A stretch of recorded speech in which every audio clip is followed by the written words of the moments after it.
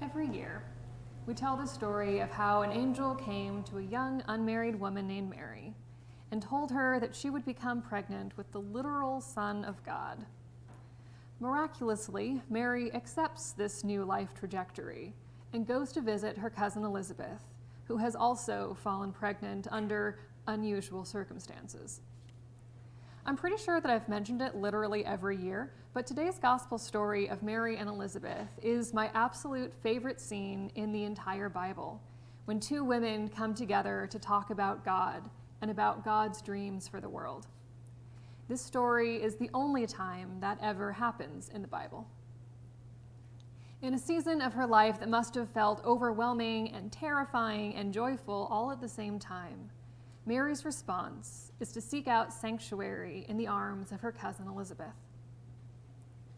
As most of you have noticed by now, I really enjoy the exegetical exercise of imagining Bible stories through the eyes of its heroines, or on occasion, the eyes of sheep. But today, I wanted to revisit our gospel story through the eyes of Mary's sister. In the days before the angel Gabriel came to my sister Mary, we used to have conversations about how our lives would turn out someday. I dreamed that I would marry a wool merchant, and he would be handsome and wealthy and young, and he would bring me beautiful dyes, and I would weave colorful cloths fit for royalty that would be known for miles around. But Mary's dreams were never like mine. Before our parents decided that she was to be married to Joseph, she dreamed of marrying a priest, like our cousin Elizabeth had done. She dreamed of raising strong sons who would be fathers of new tribes that would change the world, like the sons of Rachel and Leia. She dreamed of being a prophet like Nathan, who would have the ear of a king like David. Mary didn't want riches and fame. She wanted to help the world become a more just and kind place. She wanted to talk about God and the law and the prophets. If she had been a man, I always thought she could have been a great scholar. She memorized the songs of Miriam and Hannah and the Psalms, and whenever she thought no one was listening, she'd sing new songs too. She had a wonderful voice. She would sing to God and ask for wisdom and patience. Mary and I both knew that as women, the Lord had not given us as many blessings as our brothers and boy cousins had been given. They got to study the Torah while we cooked and cleaned, and no matter how much she wanted to join, Mary was always shooed off. From a corner, she would answer the questions the men asked of the younger boys, but even as she was scolded, one of the boys would be praised for repeating her answer. In their daily prayers, the men always thanked God that they were not born women. But hadn't God worked through women before? Hadn't Esther saved the lives of all her people? Hadn't Shiphrah and Puah saved the life of Moses so that he could lead us out of slavery? Hadn't Yael fought for her tribe as bravely and as bloodily as her husband or any of his warriors? Hadn't Deborah been appointed as a judge over Israel? Hadn't Susanna spoken the truth in the face of death just like Daniel? Hadn't Rahab understood the glory of God the moment she saw the faces of God's messengers? If God could work through these women and could speak through these women, then why couldn't my sister be trusted to study the Torah that she loved as much as any of the boys or the young men, as much as any of the priests? Were we really so inferior just because we were cursed to be cast out as unclean every month? But one night, as she lay beside me, Mary whispered to me that an angel had come to her. I didn't believe her. It sounded like a dream too wonderful to believe. Our family wasn't rich or noble or important. Why would an angel come to my sister and not the daughter of a king? And anyway, had an angel ever come to the mother of David or the mother of Moses or to Rachel, the mother of Joseph, to tell them that they would bear sons who would one day become the saviors of their people?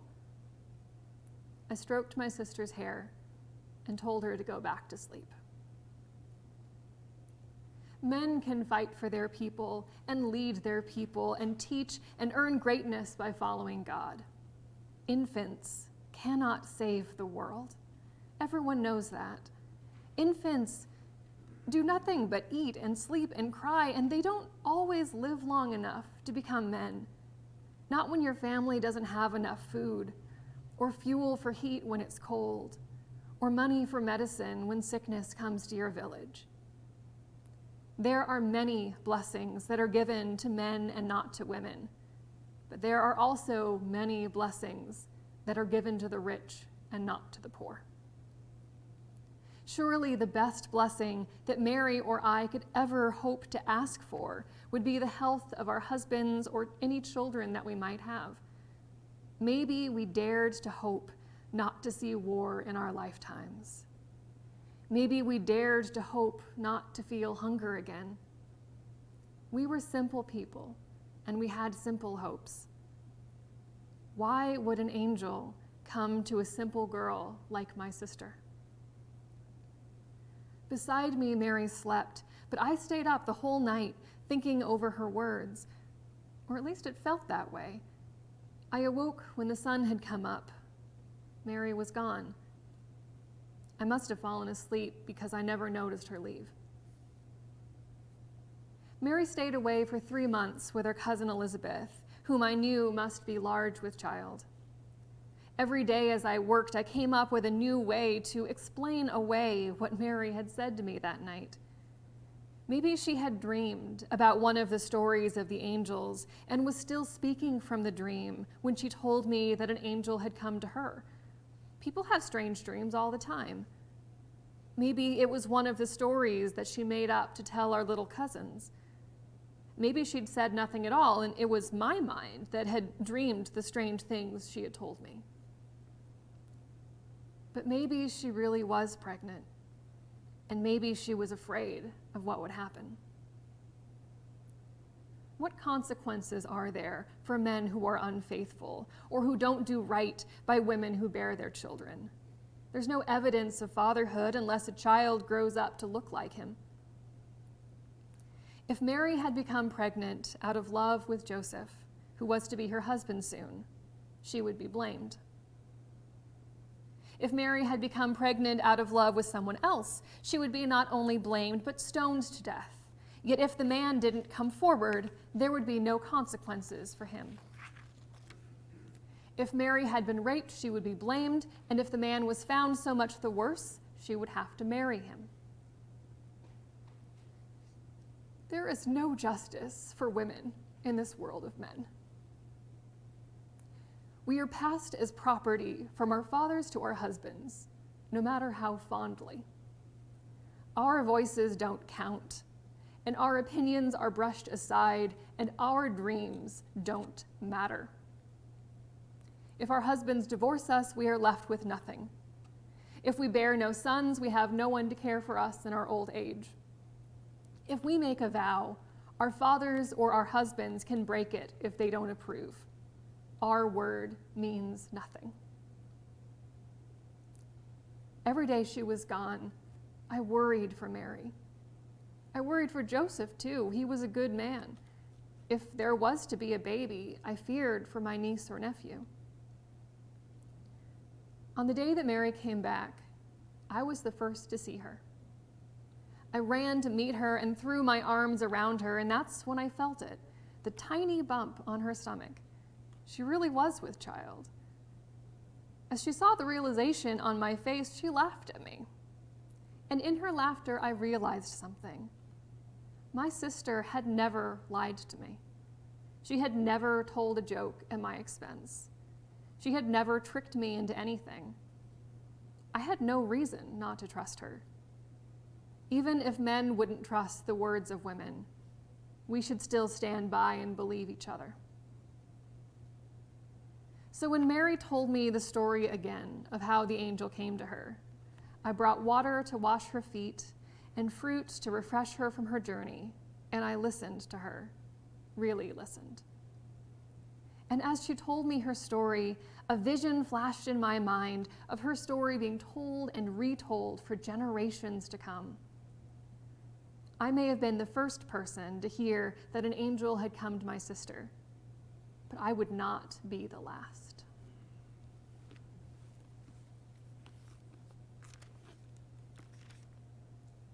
Mary set out and went with haste to a Judean town in the hill country, where she entered the house of Zechariah and greeted Elizabeth. When Elizabeth heard Mary's greeting, the child leaped in her womb. And Elizabeth was filled with the Holy Spirit and exclaimed with a loud cry, "Blessed are you among women, and blessed is the fruit of your womb. And why has this happened to me, that the mother of my Lord comes to me? For as soon as I heard the sound of your greeting, the child in my womb leaped for joy. And blessed is she who believed that there would be a fulfillment of what was spoken to her by the Lord." And Mary said, "My soul magnifies the Lord, and my spirit rejoices in God my Savior, who has looked with favor on the lowliness of this servant. Surely from now on all generations will call me blessed, for the Mighty One has done great things for me, and holy is the name of the Lord." God's mercy is for those who fear the Lord from generation to generation. God has shown strength and has scattered the proud in the thoughts of their hearts. God has brought down the powerful from their thrones and lifted up the lowly. God has filled the hungry with good things and sent the rich away empty. God has remembered Israel in remembrance of God's mercy, in accordance to the promise made to our ancestors, to Abraham and to his descendants forever.